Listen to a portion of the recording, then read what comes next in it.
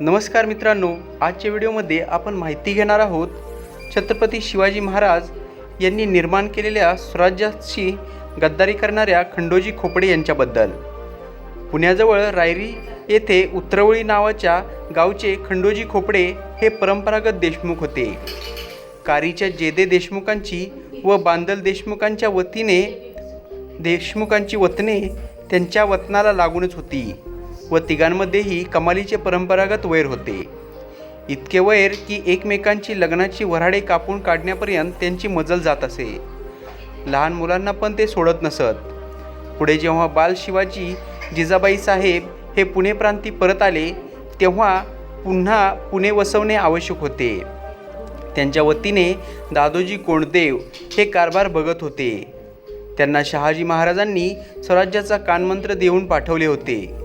त्या दृष्टीनेच त्या तिघांचा कारभार सुरू झाला होता। पुढे भावी स्वराज्याचा पाया आत्ताच भक्कम रोवायचा तर या सगळ्या देशमुखांमधील भाऊबंदकी संपवून त्यांना शिवबाच्या मायेत आणणे आवश्यक होते। त्या दृष्टीने पंतांनी साम दाम दंडभेद इत्यादी सर्व मार्ग वापरून बहुतेक सर्व देशमुखांना भोसले घराण्याच्या मायेत आणले होते। सर्व देशमुखांमध्ये कारीचे कान्होजी जेधे हे सर्वात वजनदार होते। ते आधीपासूनच तीर्थरूप शहाजी राजांच्या सेवेमध्ये होते। त्यांना शहाजी राजांनी गुप्त कानमंत्र देऊनच बंगळुरूहून पुण्याला पाठवलेले होते। बाकी सर्व देशमुख पाटील त्यांच्या ऐकण्यात होते। दादोजींनी व शिवबांनी सर्व देशमुखांमधील शत्रुत्व इतक्या हद्दीपर्यंत संपवले होते की पुढे जेव्हा खोपड्यांच्या घरी उत्पन्नाच्या वाटणीवरून भांडणं झाली तेव्हा कान्होजी जेधे यांनी स्वतः जाऊन वडिलकीच्या नात्याने वाटण्या केल्या होत्या। अशा प्रकारे शिवबा, कान्होजी, दादोजी यांनी खंडोजी खोपडे यांना इतके प्रेम व महत्त्व दिले होते की सांगू शकत नाही। पुढे जेव्हा महिषासूर अफजल खान स्वराज्यावर चालून यायला निघाला तेव्हा त्याने स्वतः व अली आदिलशहाने या सर्व देशमुखांना दमदाटीची फरमाने धाडली होती। त्यानुसार त्या सर्वांनी शिवाजी राजांची व स्वराज्याची साथ सोडून अफजल खानाला सामील होऊन तो सांगेल त्याप्रमाणे काम करणे आवश्यक होते। नाहीतर त्या सर्वांचे घरादारात सकट तळपाड उडवण्याची धमकी होती।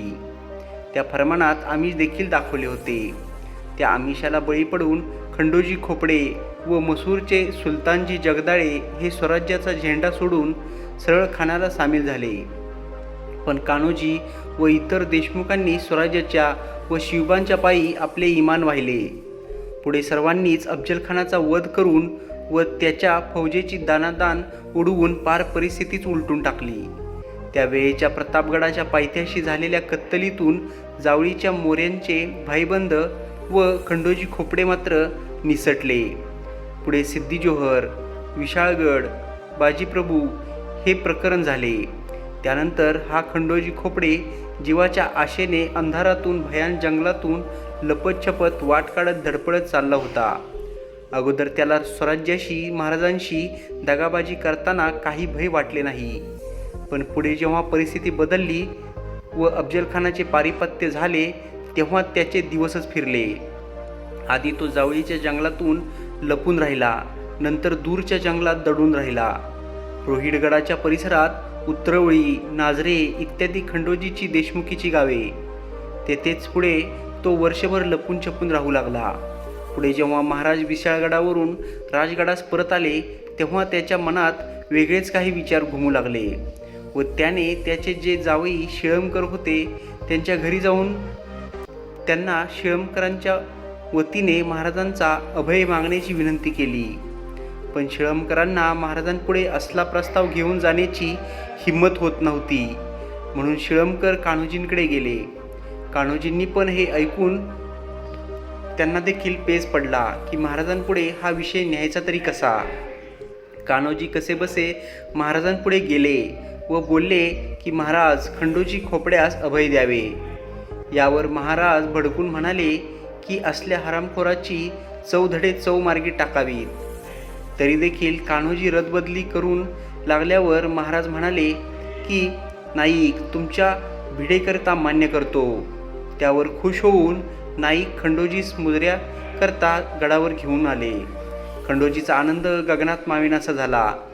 त्या उपर तो दररोज गडावर महाराजांपुढे मुजऱ्यात जाऊ येऊ लागला. त्याला वाटले की आता सर्व ठीक झाले आहे, आता सर्व पूर्ववत झाले आहे. मात्र खंडोजी खोपडेस दिलेल्या अभयामुळे इतर सरदारांमध्ये एक वेगळा मेसेज जातोय हे महाराजांच्या लक्षात येऊ लागले. त्यामुळे स्वराज्यास कोणीही गद्दारी करून पुन्हा माफीपत्र देऊ शकेल या भीतीने व स्वराज्याची पुन्हा रातरांगोळी होऊ नये यामुळे छत्रपती शिवाजी महाराजांचा मन मात्र सारखे आतून दुखत होते व छत्रपती शिवाजी महाराजांनी आपल्या स्वराज्याच्या इतर भरपूर सैनिकांना हकनाक जीव गेल्याचा देखील त्यांच्या मनामध्ये राग होता. त्यामुळे एकदा महाराजांपुढे मुजऱ्यास आले असताना खंडोजी खोपडे त्यांना पाहून अचानक भयभीत झाले, कारण त्यावेळी महाराजांची दबलेली आग उफाळून आली. इतके दिवस त्यांचा खंडोजी खोपडेवरचा दबलेला राग एकदम उफाळला. खंड्याने मान वरती करून बघितली. एकच क्षण त्याची महाराजांच्या नजरेला नजर भिडली आणि तो प्राणांतिक दचकला. आग उसळी होती. महाराजांच्या डोळ्यामध्ये नुसती आग दिसत होती. महाराज एकदम कडाडून ओरडले, गिरफ्तार करा याला. तसा खंडोजी हादरलाच. महाराजांच्या ढालाईतांनी खंडोजीस अटक केले. महाराजांनी हुकूम सोडला की याचा उजवा हात व डावा पाय कलम करा. खंडोजीने खूप विनवण्या केल्या पण महाराजांनी एक ऐकले नाही. खंडोजीच्या विनवण्यांनी व महाराजांच्या हुकमांनी गड हादरून गेला. पण शेवटी खंडोजीचा उजवा हात व डावा पाय तुटलाच. ही खबर गडाखाली कान्होजींना गेल्यावर ते रागे रागे गडावर आले व महाराजांपुढे गेले आणि म्हणाले की रदबदली करून शास्ता केली, आमच्या रदबदलीची किंमत तरी काय राहिली. त्यावर महाराज गोडीने कान्होजींना म्हणाले की तुम्ही म्हणालात म्हणून खंडोजीस जीवे मारले नाही. हीच खरी रदबदली म्हणावी, कारण तो ज्या पायाने चालत गनिमापाशी गेला तो पाय कापणे गरजेचे होते व ज्या हाताने स्वराज्याविरुद्ध तलवार धरली माझे मावळे हकनाक मेले, त्यासाठी त्याची चौधडे चौमार्गी टाकायचीच खरं तर माझी इच्छा होती. परंतु त्याचा शिरच्छेद झाला नाही, कारण याच्या मागे तुमची रदबदली होती. त्यामुळे जे काही झाले ते मोठ्या मनाने तुम्ही देखील मनामध्ये घ्या. स्वराज्याची बेईमानी करणाऱ्यास अशीच कडक शिक्षा झाली पाहिजे, नाहीतर लोकांना वाटेल की कोणी पण केव्हा पण उठू शकतो, शत्रू सामील होऊ शकतो व पुन्हा माफीनामा लिहून परत स्वराज्यात सामील होऊ शकतो. अशाने आत्ताशी नुकतेच आकार धरू लागलेल्या स्वराज्यात शिस्त राहणार नाही. कान्होजींना हे मनापासून पटले. खंडोजीसारख्या नादान गद्दारासाठी आपली रदबदली वाया घालवू नये. स्वराज्यात शिस्त पाळली गेली पाहिजे. तर मित्रांनो, हा होता खंडोजी खोपडे आणि छत्रपती शिवाजी महाराजांच्या स्वराज्याचा एक छोटासा इतिहास. तुम्हाला या गोष्टीबद्दल काय वाटते हे कमेंट बॉक्समध्ये लिहा. ही कहाणी राजा शिवछत्रपती या बाबासाहेब पुरंदरे यांच्या कादंबरीतून घेण्यात आलेली आहे.